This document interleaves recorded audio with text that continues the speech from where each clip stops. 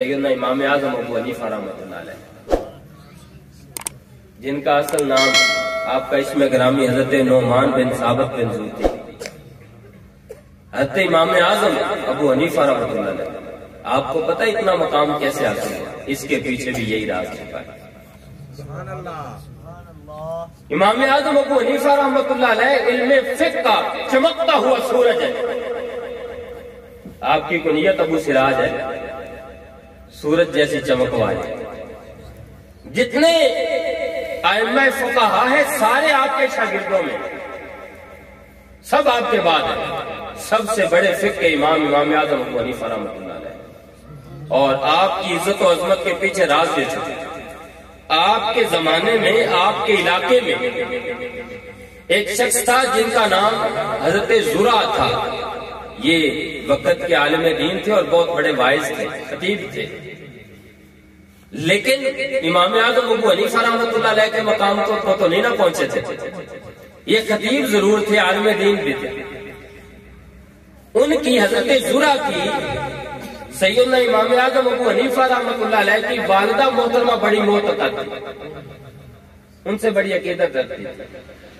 ان کو ایک دن ایک مسئلہ پیش آیا، امام اعظم ابو حنیفہ رحمۃ اللہ علیہ کی والدہ محترمہ ایک مسئلہ درپیش ہوا، تو انہوں نے اپنے صاحبزادے کو حکم دیا کہ جاؤ حضرت زرع سے یہ مسئلہ پوچھ کر آؤ۔ حضرت امام اعظم ابو حنیفہ رحمۃ اللہ علیہ مسئلہ پوچھنے کے لیے گئے، تو اللہ کا وہ بندہ حضرت زرع آپ کے مقام کو جانتا تھا۔ جب اس نے اپنی درسگاہ میں اپنے خطاب کے دوران حضرت امام اعظم ابو حنیفہ رحمۃ اللہ علیہ کو دیکھا تو اپنی مسجد چھوڑ کر ہاتھ باندھے کھڑا ہو گیا ادب کے ساتھ۔ عرض کرنے لگا، حضور آپ اور میرے پاس کیسے تشریف لائے؟ تو ارشاد فرمانے لگے، امام اعظم رحمۃ اللہ علیہ ارشاد فرمانے لگے، جو کچھ بھی ہے علم کا مرتبہ جس کا بھی بڑا ہو، بات علمی مرتبے کی نہیں۔ امی جان کو مسئلہ درپیش تھا، انہوں نے حکم دیا تھا پوچھنا آپ سے، اس لیے مجھے آتا تھا یا نہیں آتا تھا، حکم امی جان کا تھا، اس لیے آپ کے پاس آ گیا۔ اپنے علم کو بھلا کر، اپنے مرتبے کو بھلا کر آپ کے پاس آ گیا۔ ابو حبیرہ یہ اس وقت کوفہ کا گورنر تھا۔ آپ جانتے ہیں امام اعظم ابو حنیفہ رحمۃ اللہ علیہ کو حکومت اس لیے سزا دیتی تھی، قید میں اس لیے رکھا کہ وہ کہتے تھے کہ آپ وقت کے چیف جسٹس بن جائیں، آپ قاضی بن جائیں۔ اور امام اعظم ابو حنیفہ رحمۃ اللہ علیہ فرمایا کرتے تھے کہ میں قاضی نہیں بنوں گا، میں اللہ کے دین کی خدمت کرتا ہوں، بس مجھے یہی کرنے دو۔ میں درسگاہ چلاتا ہوں، مجھے یہی چلانے دو، میں قاضی نہیں بنوں گا۔ اس وجہ سے وہ آپ کو سزا دیتے۔ ابو حبیرہ آپ کو کوڑے مار رہا ہے، وقت کا گورنر حضرت امام اعظم ابو حنیفہ رحمۃ اللہ علیہ کو کوڑے مار رہا ہے، روزانہ کوڑے مارتا ہے۔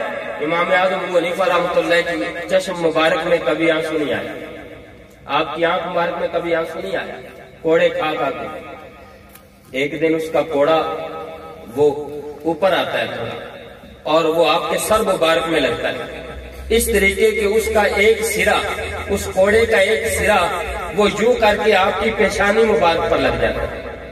جب پیشانی مبارک پہ لگتا ہے نا، تو امام اعظم ابو حنیفہ رحمۃ اللہ علیہ آپ کی چشمان مبارک سے آنسو بہنے لگتے ہیں، آنکھوں سے آنسو بہنے لگتے ہیں۔ اب وہ اپنی طرف سے آواز کستا ہے، تانا دیتا ہے، کہتا ہے روتے ہو، تکلیف محسوس کرتے ہو، ہماری بات نہیں مانتے، اتنا بڑا عہدہ دیتے ہیں، ہم تمہیں عزت دیتے ہیں، ہماری بات نہیں مانتے ہو اور روتے ہو۔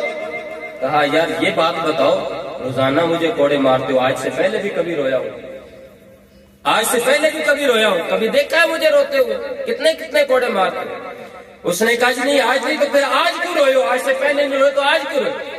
کہا آج اس وجہ سے رونا آیا کہ تیرا کوڑا میری پیشانی پر لگ گیا، یہاں نشان بن گیا ہے، میں اس بات سے ڈر رہا ہوں جب گھر جاؤں گا تو اس کا نشان میری امی دیکھ کر اس کو تکلیف ہوگی، میری امی کا دل دکھے گا کہ میرے بیٹے کو چوٹ لگی، میں صرف اس وجہ سے رونا۔ سیدنا امام اعظم ابو حنیفہ رحمۃ اللہ علیہ آپ نے بھی ماں کی خدمت کی ہے، ماں کی عزت کا اتنا خیال تھا، ماں کے دکھ درد کا اتنا خیال تھا، اس وجہ سے اللہ تعالیٰ نے اتنا مقام آپ کو عطا فرمایا۔